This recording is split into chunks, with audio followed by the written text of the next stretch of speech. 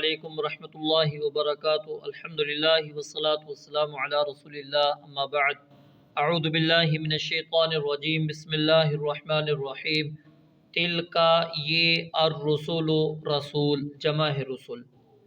فضلنا ہم نے فضیلت دی، بعضهم ان کے بعض کو، علی بعض بعض پر، منہم ان میں سے کچھ ایسے ہیں، من کلم اللہ من جن سے کلمہ کلام کیا اللہ تعالی نے، ورفع اور بلند کیا، بعضهم ان کے بعض کو، درجات درجوں میں، وآتینا اور ہم نے دی، عیسیٰ علیہ السلام ابن مریم جو مریم کے بیٹے تھے، البینات واضح نشانیاں، وَأَيَّدْنَاهُ اور ہم نے اسے قوت بخشی، بروح القدس پاک روح کے ساتھ، یعنی جبریل امین علیہ السلام کے ساتھ، ولو اور اگر، شاء اللہ تعالیٰ چاہتا، ما قتتل تو آپس میں نہ لڑتے، الذین وہ لوگ جو، من بعدہم ان کے بعد تھے، من بعد اس کے بعد کہ، ما جاءتہم کہ آ گئی ان کے پاس، البینات واضح نشانیاں، ولیکن اور لیکن، اختلفوا انہوں نے اختلاف کیا، فمنہم پس ان میں سے کچھ تو ایسے ہیں، من آمنا جو ایمان لے آئے، ومنہم اور ان میں سے کچھ ایسے ہیں، من کفرا جس نے کفر کیا، ولو شاء اللہ اور اگر اللہ تعالیٰ چاہتا، مقتتلوا تو آپس میں نہ لڑتے، ولکن اللہ اور لیکن اللہ تعالیٰ، یفعل کرتا ہے، ما یرید جو وہ چاہتا ہے۔ تو اللہ رب العالمین نے یہاں پر یہ بات بیان فرمائی کہ یہ رسول ہیں۔ یہ رسول سے مراد وہ رسول ہیں جن کا تذکرہ اس صورت کے اندر آ چکا ہے۔ اس آیت کے اندر اللہ تعالیٰ نے یہ بات بیان فرمائی ہے کہ فضلنا بعضهم علی بعض، کہ ہم نے ان کے بعض کو بعض پر فضیلت بخشی۔ اور حدیث کے اندر آتا ہے کہ رسول اللہ صلی اللہ علیہ وآلہ وسلم نے ارشاد فرمایا کہ لا تفضلوا بین انبیاء اللہ، کہ اللہ کے نبیوں کے درمیان میں ایک دوسرے کو فضیلت نہ دو۔ اور اسی طرح نبی علیہ السلام نے فرمایا کہ مجھے کوئی موسیٰ علیہ السلام سے بہتر نہ کہے۔ اب بظاہر ان دونوں کے اندر تعارض نظر آتا ہے، حقیقت کے اندر اس کے اندر دونوں میں تعارض نہیں ہے، کیونکہ فضیلت دو طرح کی ہوتی ہے۔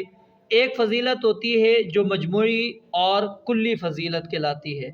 اور دوسری جزوی فضیلت ہے، یعنی کسی ایک چیز میں دوسروں سے بڑھ کر ہونا، جیسا کہ یوسف علیہ السلام کو آپ علیہ السلام نے اکرم الناس قرار دیا۔ اس کی وجہ کیا تھی کہ وہ خود بھی نبی تھے، ان کے والد بھی نبی، دادا بھی نبی، اور پردادا بھی یعنی سیدنا ابراہیم علیہ السلام بھی نبی تھے۔ تو یہ فضیلت خاص ان کو حاصل، کسی اور کو حاصل نہیں۔ اسی طرح آدم علیہ السلام کو اللہ تعالیٰ نے اپنے ہاتھ سے پیدا کیا، تو یہ آدم علیہ السلام کی جزوی فضیلت ہے۔ لیکن کلی اور جزوی جو فضیلت ہے وہ رسول اللہ صلی اللہ علیہ وسلم تمام انبیاء کرام علیہ السلام سے افضل ہیں، جزوی فضیلت میں بھی اور کلی فضیلت میں بھی۔ جہاں تک تعلق ہے ان روایات کا کہ جس کے اندر نبی علیہ السلام نے فرمایا مجھے فضیلت نہ دو، اس کی وجہ یہ ہے کہ ایک تو جواب اس کا یہ دیا گیا ہے کہ میری فضیلت اس انداز میں نہ بیان کرو کہ دوسرے نبی کی شان کے اندر کوئی کوتاہی آتی ہو، ان کی شان گھٹتی ہو۔ اور دوسرا جواب اس کا یہ ہے کہ کسی ایک نبی کو ایک چیز میں تم فضیلت والا بتا دو اور دوسرے کو اس کے اندر گھٹا دو، تو یہ انداز بھی نہیں اختیار کرنا چاہیے۔ تو باقی آپ فضیلت نبی علیہ السلام کی موجود ہے، اور سب سے افضل ہیں آپ علیہ السلام، جیسا کہ فرمایا کہ انا سید ولد آدم یوم القیامہ ولا فخر، کہ میں آدم علیہ السلام کا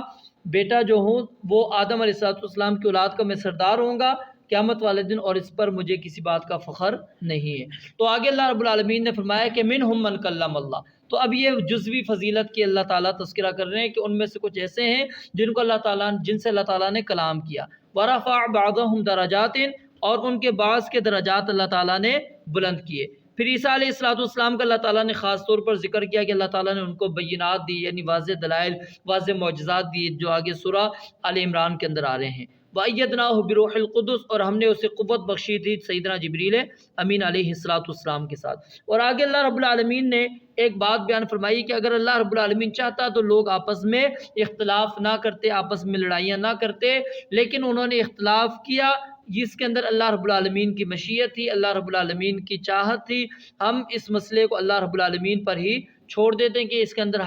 اصل حکمت کیا ہے، کیوں اللہ رب العالمین نے تمام لوگوں کو مسلمان نہیں بنایا،